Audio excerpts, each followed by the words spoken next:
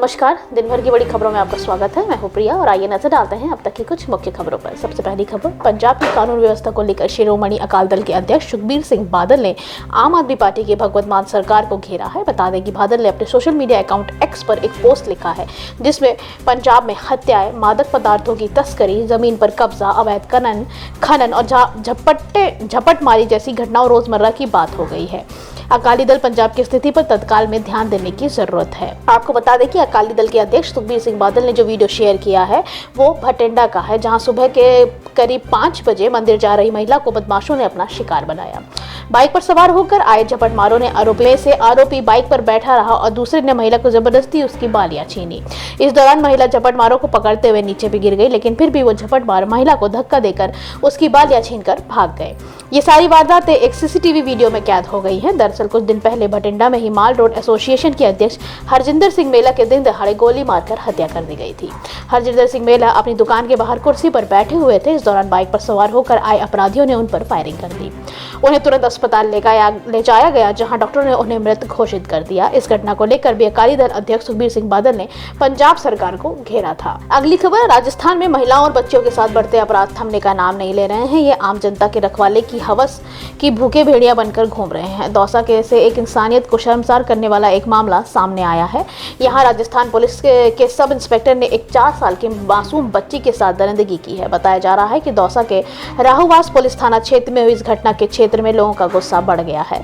इस घटना के विरोध में राहुवास पुलिस थाने के बाद सैकड़ों लोग विरोध प्रदर्शन करने पहुंचे और आरोपी सब इंस्पेक्टर के लिए सीए फांसी की सजा की मांग करने लगे। इसके बाद एक वीडियो भी सामने आया है जिसमें दावा किया गया कि प्रदर्शन कर रहे कुछ ग्रामीणों ने मिलकर आरोपी पुलिस को पीटा भी है। वहीं इस घटना पर अब सियासत भी तेज हो गई है। पूर्व मुख्यमंत्री वसुंधरा राजे ने इसे शर्मसार करने वाली घटना को लेकर राजस्थान सरकार पर सवाल खड़े कर दिए हैं। वसुंधरा राजे ने इस शर्मसार करने वाली घटना को लेकर सोशल मीडिया प्लेटफॉर्म एक्स पर लिखा कि बीते 5 वर्षों में कांग्रेस ने राजस्थान में जो कुशासन दिया है उसी का नतीजा है कि यहाँ बेटियों से दरिंदगी की घटनाएं थमने का नाम नहीं ले रही हैं। दौसा में 4 वर्ष की मासूम के साथ रेप की वारदात ने राजस्थान को एक बार फिर से शर्मसार कर दिया है। इस बेटी की चीखें तब तक प्रदेशवासियों के कानों में गूंजती रहेगी जब तक अपराधियों की सजा नहीं मिल जाती और जब तक इस निष्क्रिय सरकार की विदाई नहीं हो जाती। अगली खबर, दिल्ली शराब नीति के मामले में 9 मार्च को गिरफ्तार किए गए दिल्ली के पूर्व उप मुख्यमंत्री मनीष सिसोदिया अपनी बीमार पत्नी से मिलने के लिए शनिवार को 6 घंटे की छोटी छुट्टी पर तिहाड़ जेल से बाहर आए हैं। दिल्ली पुलिस ने शुक्रवार को राउज एवेन्यू कोर्ट की अनुमति के अनुसार पूर्व उप मुख्यमंत्री को उनकी पत्नी से मिलवाने लाई थी। सिसोदिया एबी मथुरा रोड पर अपनी पत्नी से मिल रहे हैं। यह परिसर वर्तमान में आधिकारिक तौर पर दिल्ली के मंत्री आतिशी को आवंटित किया गया है। यह परिसर पहले सिसोदिया को आवंटित किया गया था। पुलिस किसी भी अतिरिक्त लोगों को सिसोदिया से मिलने की अनुमति नहीं दे रही है और उनके आवास के अंदर भी पुलिस कर्मियों की भारी तैनाती है। राउज एवेन्यू कोर्ट ने शुक्रवार को सिसोदिया को अपनी पत्नी से मिलने की इजाजत दी थी क्योंकि उन्होंने कोर्ट से 5 दिन पहले अपनी पत्नी से मिलने की इजाजत मांगी थी।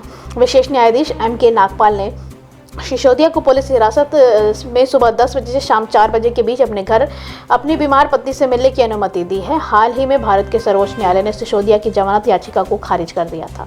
उनकी पिछली जमानत अर्जी हाईकोर्ट के साथ साथ ट्रायल कोर्ट में भी खारिज कर दी गई थी। हालांकि जून में उच्च न्यायालय ने उन्हें हिरासत में अपनी पत्नी से मिलने की अनुमति दी थी। अगली खबर, हरियाणा में लगातार जहरीली शराब पीने की वजह से लोगों की मौत की संख्या बढ़कर 12 हो गई है। बता दें कि अधिकारियों ने शुक्रवार को यह जानकारी दी। उन्होंने बताया कि 10 लोगों की मौत यमुनानगर जिले में हुई है जबकि पड़ोसी अंबाला जिले में 2 लोगों की मौत हुई है। अधिकारियों ने कहा कि यमुनानगर से शुक्रवार को 3 और लोगों के मरने की सूचना मिली थी। आपको बता दें कि अंबाला में जान गंवाने वाले मजदूरों ने जिले में अवैध रूप से बनाए गए संदिग्ध जहरीली शराब का सेवन किया था। पुलिस ने बताया कि दोनों अंबाला के एक गांव में किराए के मकान में रह रहे थे जहां एक कारखाने में काम करते थे। अंबाला जिले के एक पुलिस अधिकारी ने बताया है कि जब उनकी हालत गंभीर हुई तो उनका मुलाना मेडिकल कॉलेज में भर्ती कराया गया जहां उनकी मौत हो गई। जहरीली शराब से हुई मौतों को लेकर प्रदेश में राजनीति भी शुरू हो गई है। हरियाणा में विपक्षी दल कांग्रेस, आम आदमी पार्टी और इंडियन नेशनल लोक दल ने मृतकों को लेकर मनोहर लाल खट्टर की सरकार की आलोचना करते हुए राज्य सरकार अतीत में ऐसी घटनाओं का सबक सीखने में विफल रही है। अगली खबर, डिप्टी सीएम ने चुनावी राज्य तेलंगाना के लोगों को आश्वासन दिया है कि जैसे वरिष्ठ कांग्रेस नेताओं ने वादा किया था अगर उनकी पार्टी तेलंगाना में सत्ता में आती है तो राज्य के लोगों के लिए किए गए सभी भी वादे पूरे किए जाएंगे। शिव कुमार ने कहा कि मैं मल्लिकार्जुन खड़गे, सोनिया गांधी, राहुल गांधी और रेवंत रेड्डी की ओर से आपको आश्वस्त करना चाहता हूं कि हमने जो भी वादे किए हैं उन्हें पूरा करेंगे और पद्मावती रेड्डी का वादा पूरा करेगी। अपने संबोधन संबोधन के दौरान कर्नाटक के मुख्यमंत्री सिद्धरमैया ने विश्वास जताया कि तेलंगाना प्रदेश कांग्रेस कमेटी के अध्यक्ष रेवंत रेड्डी उन दिनों निर्वाचन क्षेत्रों से जीतेंगे जहां से वे चुनाव लड़ रहे हैं और निश्चित रूप से कामारेड्डी से मुख्यमंत्री के चंद्रशेखर राव को हराएंगे। तेलंगाना में 30 नवंबर को विधानसभा चुनाव होने हैं और रेवंत रेड्डी दो सीटों कोंडगल और कामारेड्डी से चुनाव लड़ेंगे। रेवंत रेड्डी कामारेड्डी से तेलंगाना के मुख्यमंत्री के खिलाफ चुनाव लड़ रहे हैं। अगली खबर, मध्य प्रदेश में चुनावी दंगल की लड़ाई अब पर्सनल होती जा रही है। कांग्रेस के बड़े नेता राज बब्बर ने ज्योतिरादित्य सिंधिया के महल में चौपाटी बनाने की धमकी दे डाली। कांग्रेस छोड़कर बीजेपी में शामिल होने के बाद मौजूदा केंद्रीय मंत्री ज्योतिरादित्य सिंधिया प्रदेश में कांग्रेस के अन्य नेताओं को निशाने पर हैं। राज बब्बर ने कहा कि अगर मध्य प्रदेश में कांग्रेस की सरकार आती है तो सिंधिया के महल में चौपाटी बना देंगे। इतना ही नहीं, कांग्रेस के अन्य नेता दिग्विजय सिंह ने भी सिंधिया पर हमला बोला है। सिंधिया को गद्दार करार देते हुए दिग्विजय सिंह ने कहा कि उन्हें उम्मीद नहीं थी कि ज्योतिरादित्य सिंधिया कांग्रेस को धोखा देकर बीजेपी में शामिल हो जाएंगे।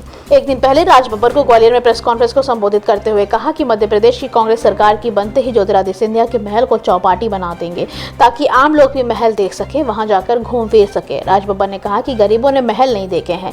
जब कांग्रेस सरकार में पर्यटन को बढ़ावा दिया जाएगा तो महल भी देखने जाएंगे, क्योंकि महल में तो जनता और ग्वालियर कहा है, इसलिए जनता महल में जाएगी और वहां से मजे में चाट खाएगी। उन्होंने सूबे के मुख्यमंत्री शिवराज सिंह पर भी निशाना साधा और कहा कि राज्य में विकास नहीं हुआ है। आपको बता दें कि मध्य प्रदेश में एक चरण में चुनाव होने हैं। 17 नवंबर को यहां वोटिंग होगी और 3 दिसंबर को मतगणना होनी है।